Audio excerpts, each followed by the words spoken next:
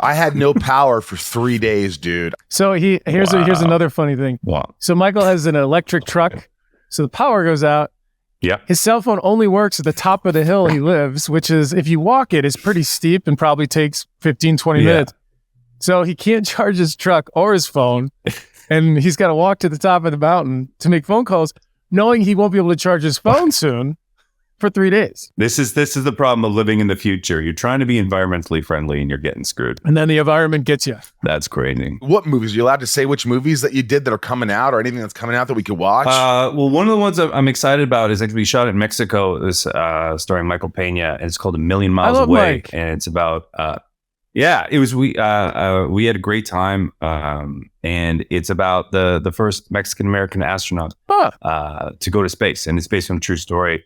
It's an amazing story. It's really beautiful, and it was awesome to be part of a feel good story, and not necessarily be a horrible person on screen, which is typically what I do. I love it. Just like in Smallville. Yeah. playing the not so nice guy. Yeah, it was that's not an easy role to play, because look, everybody, it's a built-in audience for people the whole show supports Clark, right? And, the longing for Lana, and for you to play her boyfriend, I mean, it's just, everybody already kind of doesn't want you there anyway. Well, and I also started things off on a pretty rocky foot by stringing you up in a cornfield. So it's like, it's not an easy path to redemption there. It's a little rocky. The good news is it didn't hurt. It didn't hurt Clark. Right. Well, that's good. I will say this episode that we're referencing, that was a hell of a way to go out.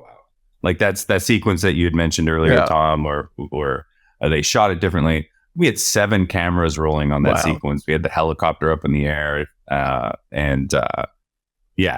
was a hell of a fun day. The water was freezing, but it was a hell of a fun day, and that was a cool way to go out. And the explosions in that sequence left very little doubt in anybody's mind. Were they practical? Did they blow things up in front of you guys, or was it posed? Oh yeah, it was awesome. Wow. Yeah, so it was fully practical Pete Moss explosion kind of thing, but that was Eric getting to be an action movie dude for a day, and it was a blast.